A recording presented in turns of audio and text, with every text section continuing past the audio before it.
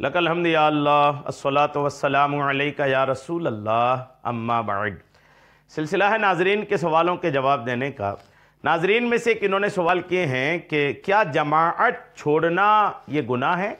نماز کی کوئی جماعت چھوڑ دے تو یہ چھوٹنا کیا گناہ ہے؟ یہ ان کا سوال ہے۔ میں انشاءاللہ جواب پیش کرتا ہوں۔ فقہاء کرام کی کتابوں اور حدیثوں سے میں آپ کو جواب پیش کرتا ہوں، آئیے توجہ کے ساتھ سنیے۔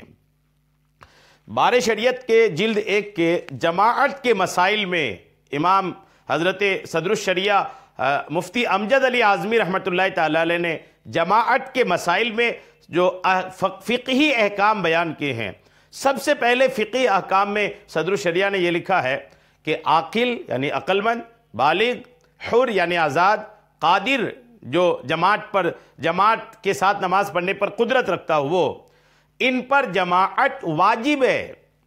جی ہاں، عاقل، بالغ، حر اور قادر پر جماعت میں شریک ہونا واجب ہے، بلا عذر یعنی بنا مجبوری کے ایک بار بھی چھوڑنے والا گنہگار اور مستحق کے سزا ہے۔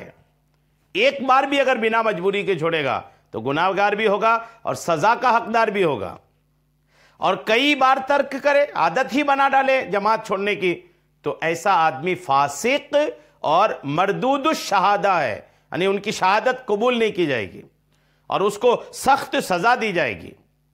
اور اگر پڑوسیوں نے سکوت کیا، پڑوسی بھی خاموش رہے ان کے اس بات پر، تو وہ بھی گنہگار ہوئے۔ در مختار، رد المحتار اور غنیہ کے حوالے سے صدر الشریعہ نے یہ لکھا ہے۔ تو ایک بار جماعت چھوڑا تو بھی گنہگار ہوگا، ایک سے زیادہ بار جماعت چھوڑنے کی اگر عادت ہی بنا لیا تب تو پھر ایسا آدمی فاسق ہے، مردود الشہادہ ہے، یہاں تک کہ اس کے پڑوس والے اگر اس کی اس حرکت پر خاموش رہے تو وہ بھی گنہگار ہوں گے۔ ہر مسلمان صحیح و بالغ پر مسجد محلہ کی جماعت اولیٰ میں شرکت شرعاً واجب اور بلا عذر شرعی اسے ترک کرنا ناجائز و گناہ ہے۔ تو جب یہ گناہ ہے تو آئیے کچھ اس پر حوالہ جات بھی سنتے ہیں۔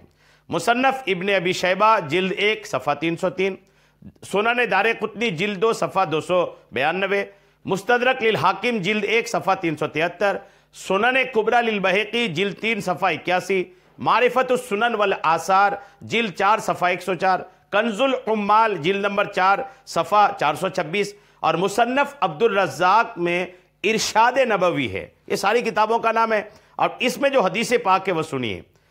اس میں آقا فرماتے ہیں کہ مسجد کے پڑوسی کی نماز نہیں مگر مسجد میں۔ امام سوری کی حدیث میں ہے کہ حضرت علی رضی اللہ تعالیٰ عنہ سے عرض کی گئی کہ مسجد کا پڑوسی کون ہے؟ ارشاد فرمایا جو اذان کی آواز سنے۔ ایک حدیث پاک میں رسول کریم علیہ السلام نے اذان سن کر بلا عذر، بنا مجبوری کے جماعت چھوڑنے کو ظلم اور نفاق سے تعبیر فرمایا ہے۔ چنانچہ موجب کبیر میں یہ روایت ہے کہ ظلم پورا ظلم اور کفر پورا نفاق یہ ہے کہ آدمی اللہ کے منادی کو نماز کی ندا کرتا اور فلاح کی طرح بلاتا سنے اور حاضر نہ ہو۔ جی ہاں، صحیح بخاری میں اور صحیح مسلم، سنن ابو داؤد وغیرہ میں حضرت ابو ہریرہ سے مروی ہے کہ آقا نے ارشاد فرمایا تحقیق میں نے ارادہ کیا کہ میں اپنے جوانوں کو حکم دوں کہ پس لکڑیوں کے گٹھے جمع کریں، پھر میں ان لوگوں کے پاس آؤں جو بغیر مجبوری گھروں میں نماز پڑھتے ہیں تو میں ان کو آگ لگا دوں۔ یہ ابو داؤد شریف کی حدیث پاک ہے۔ یہ اور فقہاء کرام نے کیا لکھا ہے دیکھیے، امام محمد نے اصل میں فرمایا جان لو کہ جماعت سنت مؤکدہ ہے، یعنی واجب ہے، اس کو چھوڑنے کی رخصت نہیں ہے مگر مرض وغیرہ کی عذر کی وجہ سے۔ اور امام اہل سنت امام احمد رضا خان فرماتے ہیں کہ 5 وقت کی نماز مسجد میں جماعت کے ساتھ واجب ہے، ایک وقت کا بھی بلا عذر ترک گناہ ہے۔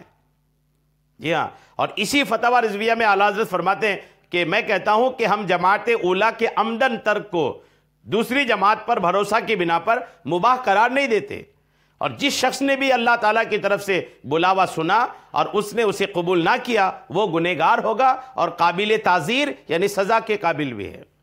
فتویٰ رضویہ جلد 7 صفحہ 162 میں یہ روایت موجود ہے۔ ساری روایتیں واضح کرتی ہیں کہ جماعت چھوڑنا یہ گناہ ہے۔ اللہ کریم ہم سب کو نمازوں کو اس کے وقت پر اور جماعت کے ساتھ ادا کرنے کی توفیق عطا فرمائے، آمین بجاہ النبی الامین صلی اللہ تعالی علیہ وسلم۔